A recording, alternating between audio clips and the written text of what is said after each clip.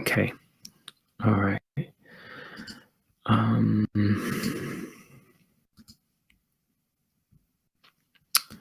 So I spoke with a incredible Japanese journalist named Masako Ganaha. Here, I'm going to pull up her Twitter. So she has, you see here, over 250,000 followers. Most of her stuff, her writings is in Japanese, but if you go to her website, ganahamasako.com, you can see her YouTube, links to her YouTube channel, or you can just search for her name in the YouTube. Please do, because go to the video report link at the top. You will see her interviews are in English because she's traveling primarily in the United States and also Western Europe, documenting the far left and the militant far left, among other things. And she presents it for a Japanese audience who otherwise wouldn't be made aware of this. You know, Japanese corporate media, when they do report on political unrest in America, they take the corporate line, which is what you would expect from, you know, something like an NBC or a CNN as well. But there aren't very many Japanese journalists who are going on the ground in the US. One, it's expensive. It's hard to do. You know, if there's a language barrier, that makes it even more difficult. And then there are cultural, political things. You know, I couldn't just plot myself into Japan, let's say, after all the stuff with the assassination of the former conservative Prime Minister Shinzo Abe.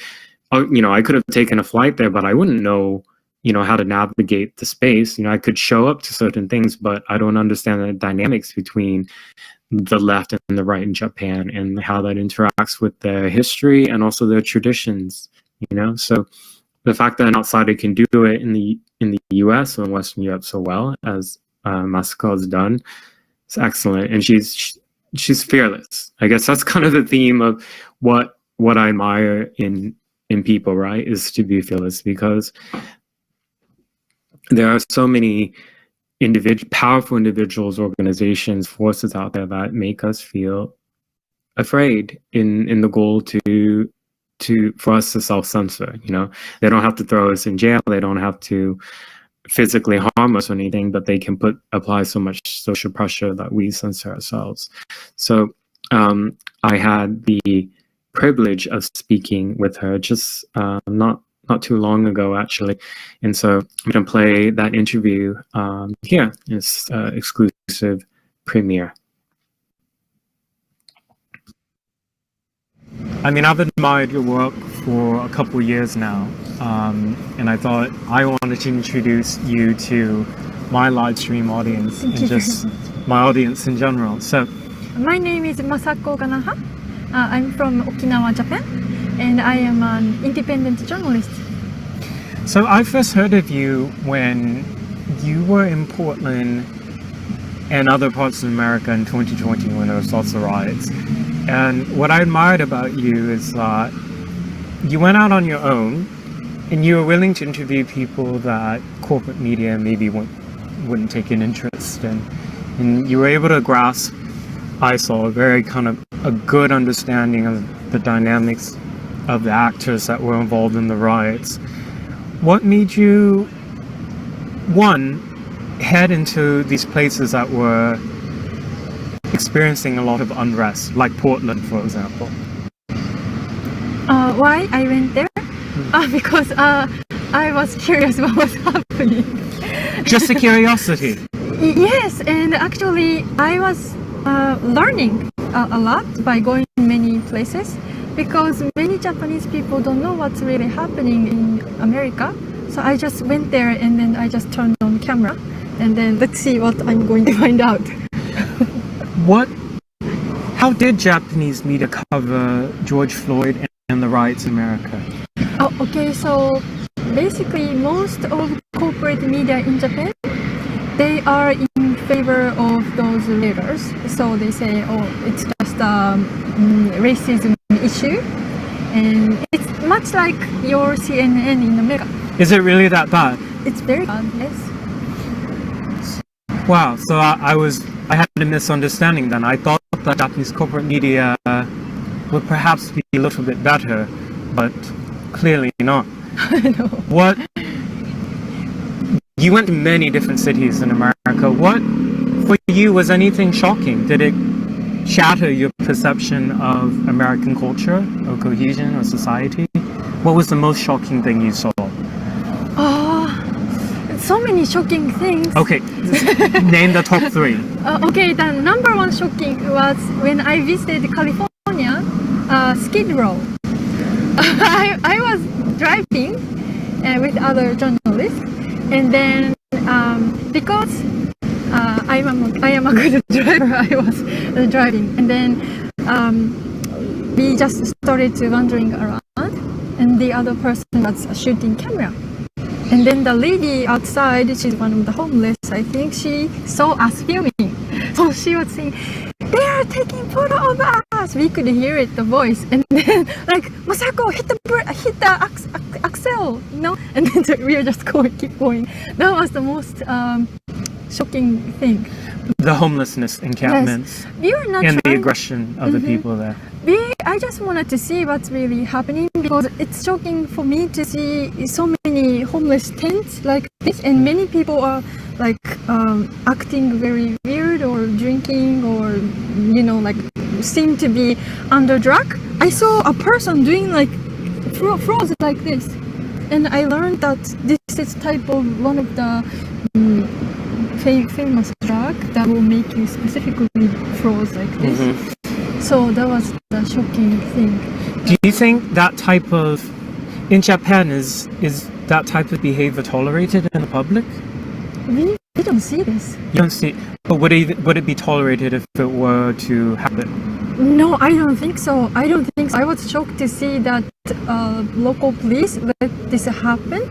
And the other number two shocking thing was that when I went to Oregon, I heard that needle exchange. So, okay, and the person who told me about this happening said the church is distributing this. So I was like, church? So I went to a church, and then actually there is a van that was not provided but operated by local officials. So it was not the church itself, but the place was church parking spot was the place. And then I decided to walk to the van, and then I said, I want needle. Like I heard I can get needle here. And then the person didn't ask my ID or my name, nothing. But the next question that I got was, how many do you need? I was shocked once again. And I said, 5, because I did not know how many to get. And then the person inside was, I think she was kind of like, got suspicious of me maybe, and she was half laughing, I think, and then gave me a box. It was like 100 needle. That was the minimum size of the 100 was the minimum. Yes.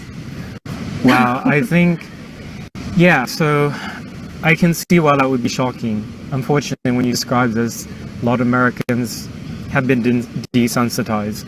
As you probably have learned in your time in America, there's a belief that is mainstream in liberal areas and among liberal people that the compassionate thing to do with people who are homeless or suffer from severe mental illness or drug abuse is to let them do it and let them live where they want.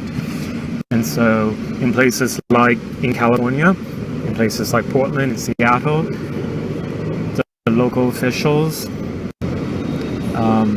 restrict the police ability to clear out the encampments.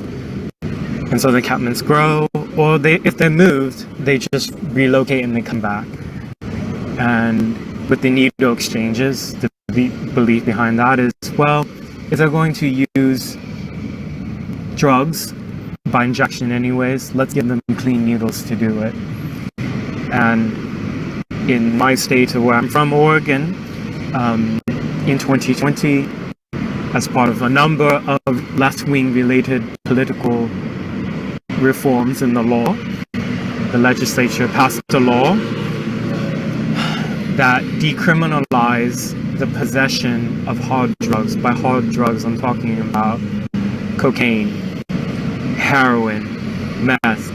All you get now is a citation, a small fine, $100, and if you don't pay it, nothing happens anyways.